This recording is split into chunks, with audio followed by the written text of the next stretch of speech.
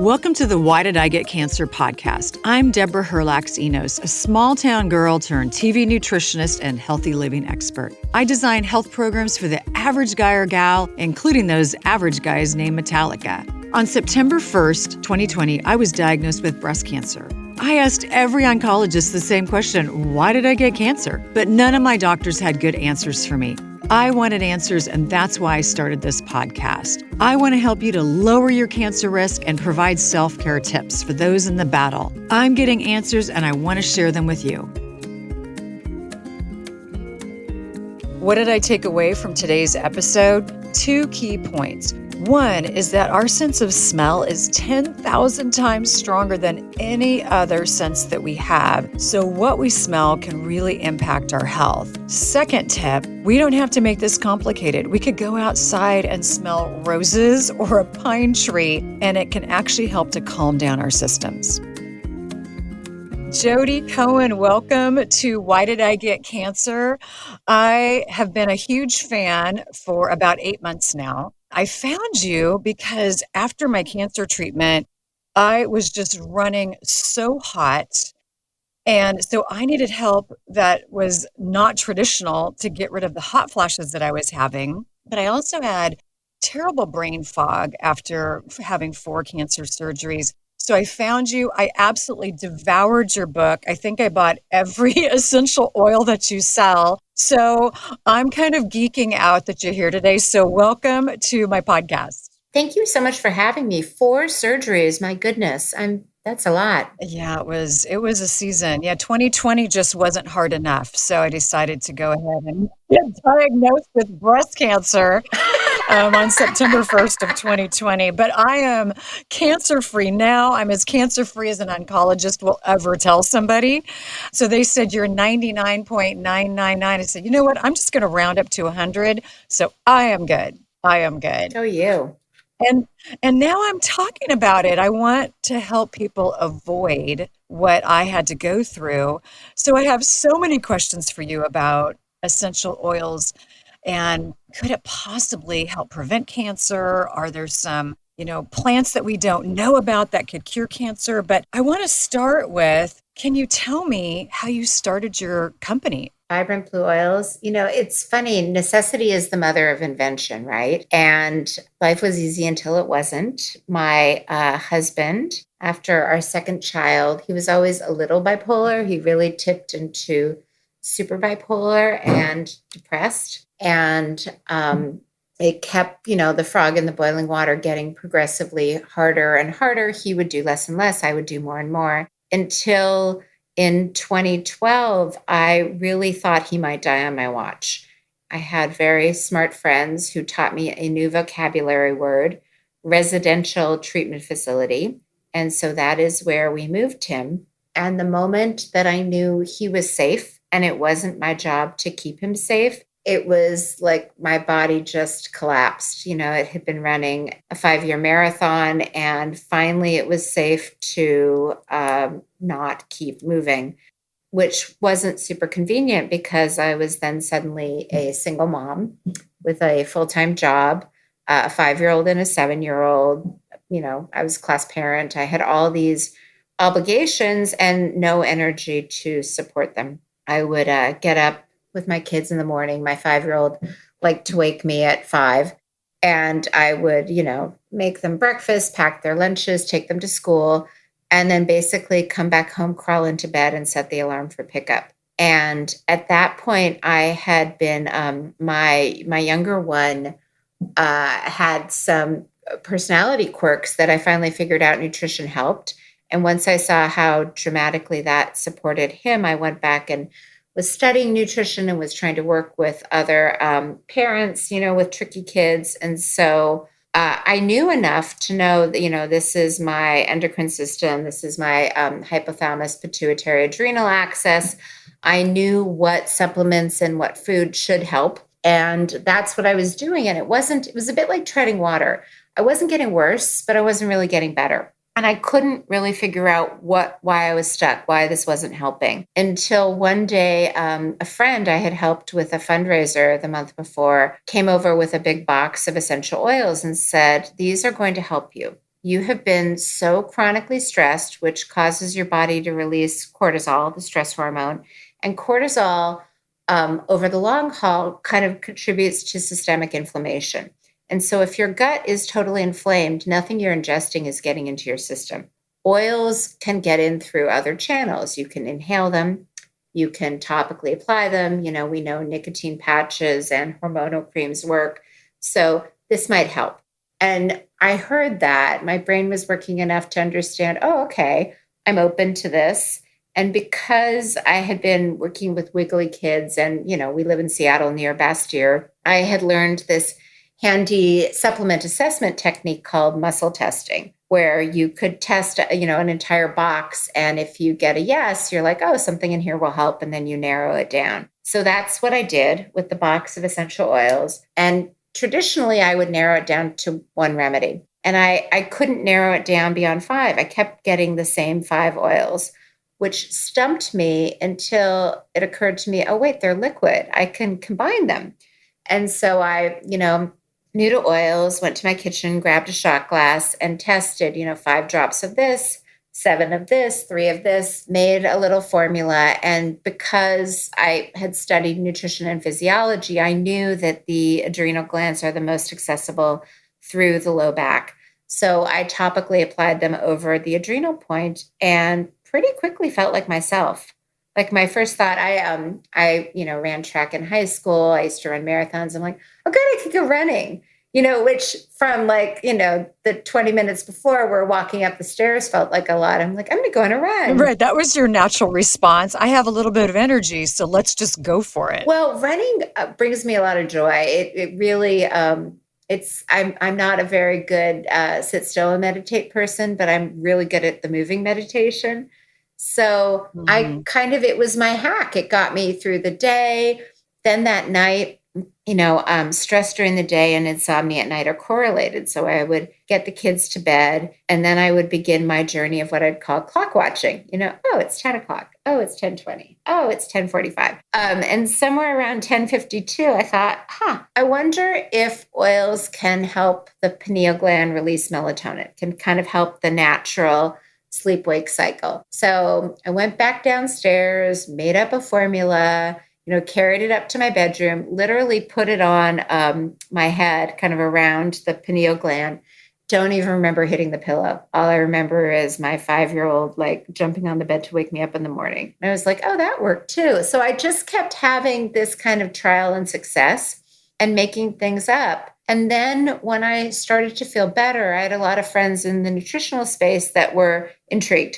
And they were like, okay, well, we'll try it. We'll test it on our clients. And then by March of the following year, I was part of the Nutritional Therapy Association, and they had their annual conference. And one of my dear friends who also had a marketing background said, it's really only $200 to be a vendor. Why don't you just mock this up and try it? Let's see if, other people resonate with that. And, so then I kind of started doing research because I thought, well, someone must be doing this. And I was very surprised that, even though there are a lot of great companies that sell quality products, no one was really looking at blends through the lens of balancing organ systems and regions of the brain. And the other thing that I was surprised by was how complicated they made it seem to blend. I was almost grateful that I just didn't have the bandwidth to start with research because I'm sure I would have felt unqualified and never tried it. Right. And simple with anything from health to parenting to marriage, simple is almost always the answer. So yes, Vibrant Blue Oils, huge fan. And your book really made me think so much. And I want to read something to you out of your book. So you mentioned that our sense of smell is key to our survival and that our sense of smell is 10,000 times more acute than our other senses. Do I have that correct? Mm-hmm. So then that would make such sense that smelling something that is good for our body could actually make a huge difference. But again, that's to dovetail with what you just said. It almost seems too simple.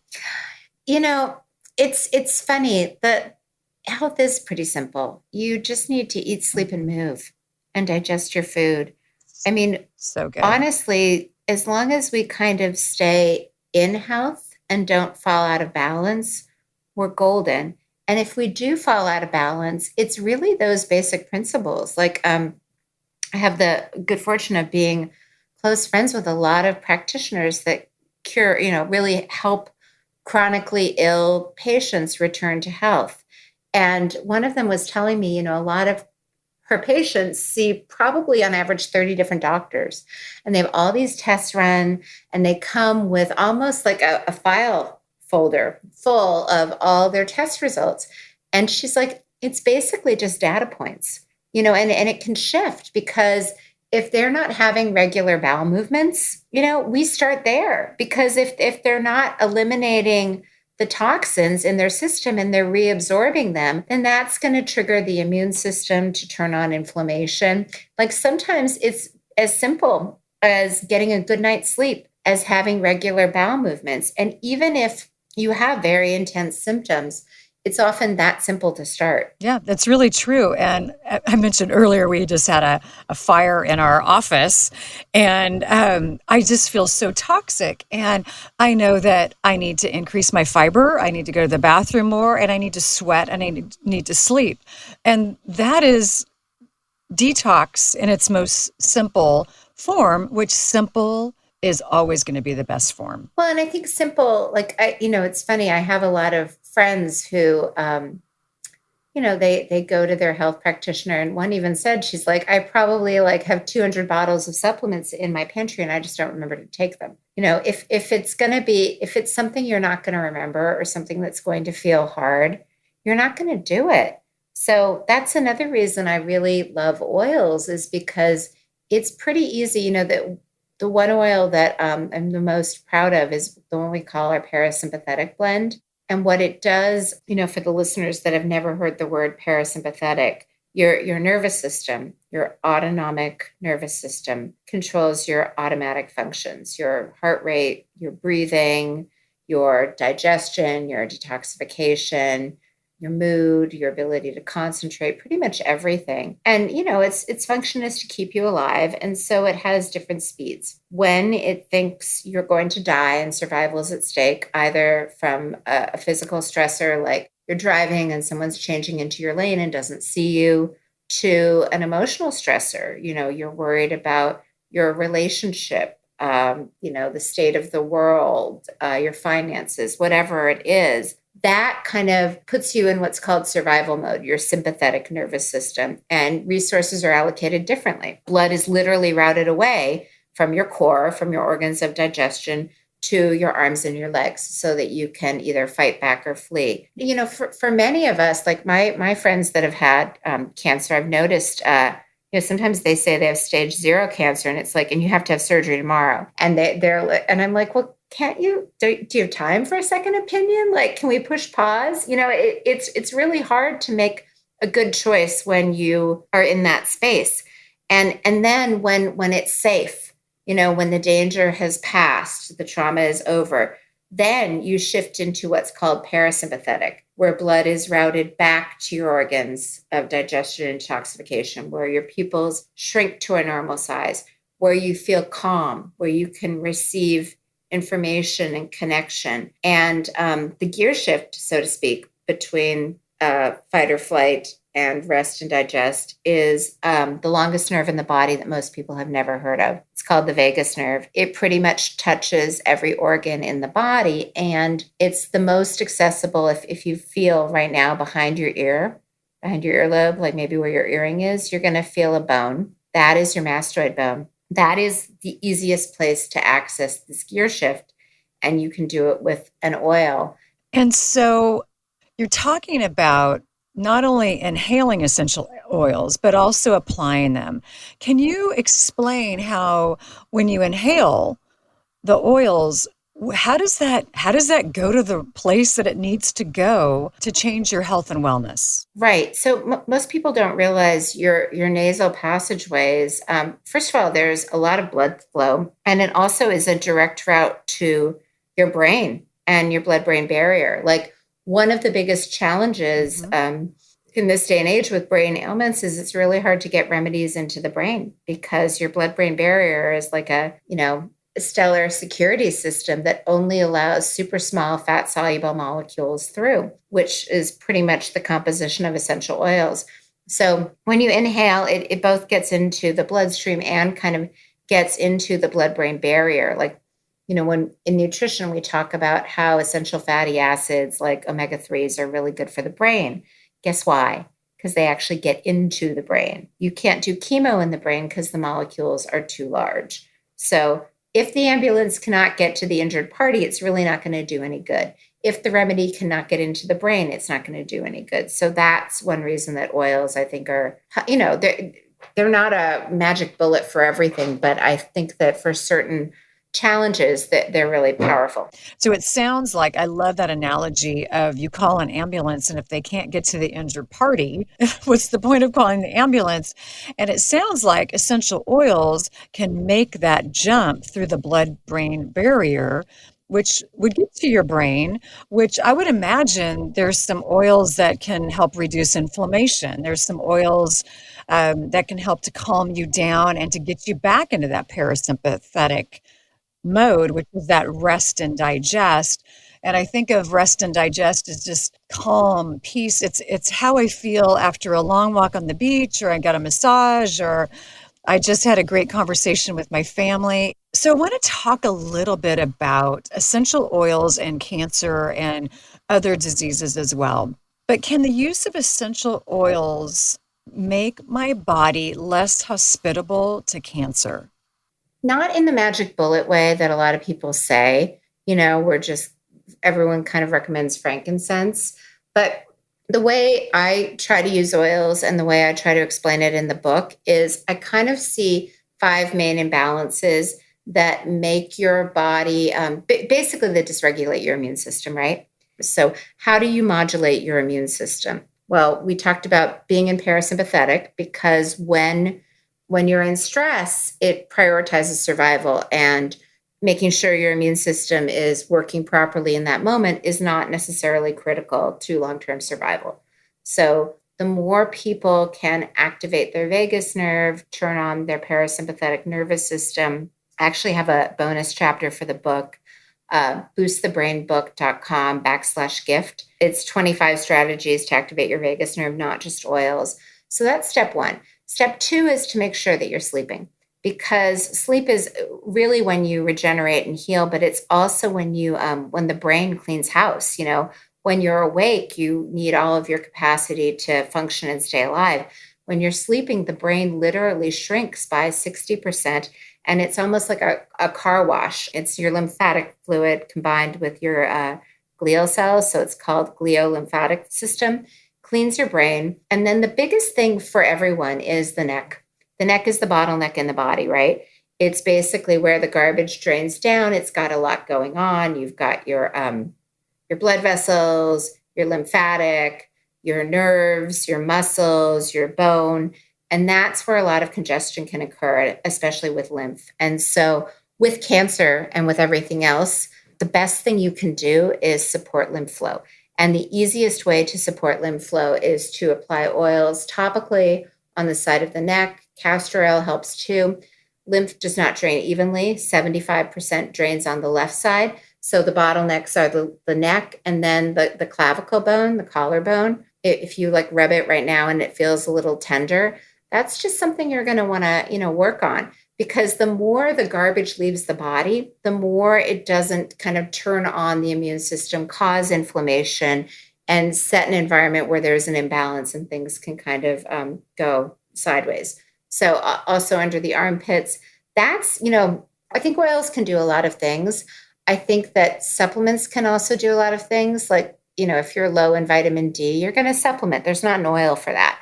But lymph is really tricky. There are certain supplements that can be supportive. There are certain strategies that can be supportive, but oils do a couple things. They expand the vasculature, so they give you more space. And they really, if you think about what oils, oils are the concentrated essence of plants. And what they're doing in plants is they're helping to move fluid. So the water is with the roots in the ground, and somehow the leaves are hundreds of feet in the air. they're moving fluid through the body. They're breaking up stagnation. So they're making sure that everything's moving and flowing so that the good things get in, the bad things get out. The more you keep that in balance, the more you stay Goldilocks, just right and in health so that, certain cells don't overgrow, that kind of stuff. Yeah, and I know the importance of movement of lymph, and I had only one lymph node removed, but I was really concerned about ending up with lymphedema. So I would do a lot of dry brushing and yoga and gentle stretching after my mastectomy. But it's really important to keep the lymph moving, and I had no idea prior to cancer how important this piece was from a detox standpoint, from sleeping better to movement to inflammation. Yeah, it's funny. I have some friends who are cancer doctors, and they're like, that is the hardest thing to get the cancer patients to move. And that is the number one predictive factor. If you can move, if you can walk, anything you can do to move your body, because lymph doesn't have its own pump. You actually need to move. That's why things like yoga, where you put your arms over your head and gravity helps. Really helpful. And also getting on those rebounders, those little rebounders from the 80s, getting on those, it can also be helpful. Yeah. I want to ask another question about essential oils and cancer treatment. And have you found that there are any oils in particular that could help somebody who is going through radiation or chemo or cancer surgeries? So it's complicated because what chemo really is poison, right? And what oils can do is pull the poison out of your body more quickly. And if you're paying that much money to immerse yourself in poison, you want to linger it a little bit longer. So I tell people, let's meet you on the other side. Oils like ginger and peppermint can be really good for nausea. We have an oil called Nerve Repair that's really good. If you get your extremities, you can't really, they either feel too hot or too cold. But then, on the other side, we're going to support you with parasympathetic, calm your nervous system, lymph to make sure you're draining. And then we've got a good immune supportive oil to just kind of keep your immune system to protect you. Gotcha. Okay. Yeah, those are all great suggestions. And I'm so grateful I did not have to do chemo. Do you believe that there is a plant, perhaps not yet discovered, that could cure cancer? No, because I think that cancer is deeply emotional for most people. I think the reason we get breast cancer is because it's so close to our heart. And so, no, I don't think there's a magic bullet. I think that everyone needs to do the work, and it's scary. I mean, that was actually one of my my ex-husband's issues. I had him on supplements, and at one point he said to me, "It's jarring to be this present." And what he meant was he grew up in a household where anger wasn't allowed. And so he had all this stuffed anger, and he didn't know how to process through it. And so it was almost easier to disassociate, so he didn't have to feel it. But once he was present and he had to feel it, he didn't know what to do with it. So I think oils are good for helping with emotions. And I think emotions play a really big role in a lot of imbalances. So we could say cancer, we could say Parkinson's, we could say psoriasis, we could fill in the blank. But are you saying that most of those have a strong emotional element? I think that stagnation is the root cause of imbalance in health, right? Because think of a marble ramp. If it's all lined up and the marble goes down, it flows smoothly. It's usually when there's congestion and the good things can't get in and the bad things can't get out. And that can be in the lymph, it could be in the liver, in the gallbladder, in the gut. There's usually a point where there's congestion, and emotions, you follow Chinese medicine, emotions do tend to correlate with certain organs in the body. But I think the underlying challenge is stagnation, right? So then you identify where is the stagnation and what is causing the stagnation. And it can be physical, mental, or emotional. Yeah, I certainly agree with that. I think there's a huge emotional component to every disease that we're just, like your ex-husband, perhaps we just don't want to open Pandora's box and let it all out. Well, we don't, when we have the tools, like oils or flower essences are great. What's really nice, I think, about plant medicine is, we all know water is good for us, right? But if we drink from a fire hose, it could kill us. So we need to find a way to kind of micro dose healing, like, gently let, if you're opening a bottle of seltzer or something, if you open it too quickly, it explodes. So you kind of gently let the steam off. I find that using essential oils, inhaling them. The citrus ones are great. Most people do well with orange. That kind of helps you gently release emotions. Or flower essences like the Bach Rescue Remedy is great. Love those. Yeah, it just kind of takes the edge off and lets off steam in a natural way so that it's not like ripping the Band-Aid off. It's more gentle. Right. I mean, I think about my Instant Pot when I do the quick release, and that steam just explodes in my kitchen. Yeah, And that is not going to be good for anybody in the family if yeah. somebody is losing it at that level. So it sounds like what you're saying is, trying some citrus oils. And what was the other one that you mentioned that can kind of do a slow release on emotions? I love citrus oils. Blue tansy is a really good one. Rose is amazing.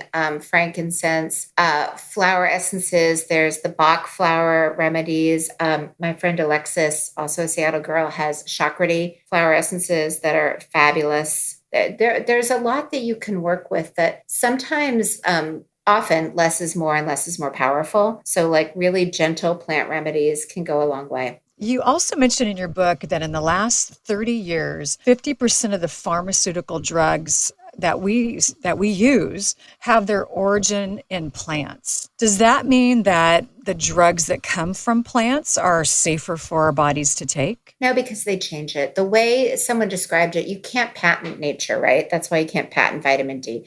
So what they do is it's kind of like if you hold up your right hand in the mirror, it looks like your right hand, but it's slightly different. So it's based on the chemical compounds in the plant, but they have to tweak it so they can patent it. And I think anytime you mess with, God wins. I think how God designed us is kind of perfection. And to think that we can engineer better than God, it doesn't seem to work well. Not so much, yeah. But many have tried and they will continue to try. Yeah. So, Jodi, just in wrapping up, for somebody who is completely new to essential oils, where do they start? I think Whole Foods carries them. Just go to a store and smell what you like, pick what you like. Citrus is usually good. Most people like some derivation of orange or grapefruit. And then if you're prone to anxiety, this is my favorite tip in the book, other than the parasympathetic trick, but the different hemispheres of our brain do different things. There's an entire branch of chiropractic called functional neurology that's trying to put the hemispheres in balance. So if you're feeling anxious or panicky, that tends to be the right forehead, the right frontal lobe that's overactive. The easiest way to fix that is to stimulate the left frontal lobe, and the fastest way to do that is smell anything through your left nostril. Take your right thumb, plug your right nostril, smell anything. It could even be peel a tangerine. The oils live in the peels of the fruit. Smell that under your left nostril. And within 3 to 5 breaths, you should be stimulating your left frontal lobe, balancing your hemispheres, and the anxiety or the panic attack should pass. Oh my gosh, that is great. So I'm going to close my right nostril with my finger and then inhale through the left side, 3 to 5 breaths of something citrusy. So again, you talked about an orange peel, grapefruit. Or whatever smells but good, Basically just pick whatever you like. Yeah. Pick whatever you like. Okay. So another question, if I'm outside and I'm just taking a break because my life is just getting a little bit crazy, could I just be outside and smell a flower? Could I just walk by a pine tree and smell the Yeah. pine tree? Yes. Oh my gosh, Jodi, this is almost too simple, But we make it complicated, and then we make people feel unqualified for their own health. And that's really my end goal, is just to it's like Dorothy and the Wizard of Oz. They all think they need something and they go to the wizard, and it turns out it was within them the whole time. Your power to stay healthy and vibrant is within you. These are just easy strategies that you can use to access it. Oh my gosh, Jodi, you've made this so simple, and you've given us permission to just go back to the basics. Thank you so much for coming on the podcast. You've given us some really simple things that we can do. None of these have to cost a lot of money, or honestly, not a lot of time. So thanks again, Jodi. It was great talking to you. Thank you. You all know I'm a huge fan of essential oils, so make sure you check out today's show notes where I talk about my top 3 favorites.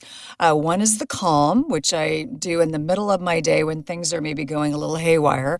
I love the Parasympathetic, which I do first thing in the morning. And the circadian rhythm is amazing, and I will put that on a few spots right before bed. And I find that it really helps me to sleep. There's also a special coupon code in today's show notes for $10 off your first order. Enjoy. Thank you for joining me today on the Why Did I Get Cancer podcast. I've got my shopping guide for all of my cancer self-care items in the show notes, along with information about today's guest and our show sponsors. And don't forget to subscribe to my podcast so you never miss an episode. Keep in mind, I'm not a doctor. I'm just a gal that got diagnosed with cancer and wanted answers. If you need medical advice, please be sure to consult with a medical professional. And thank you for listening.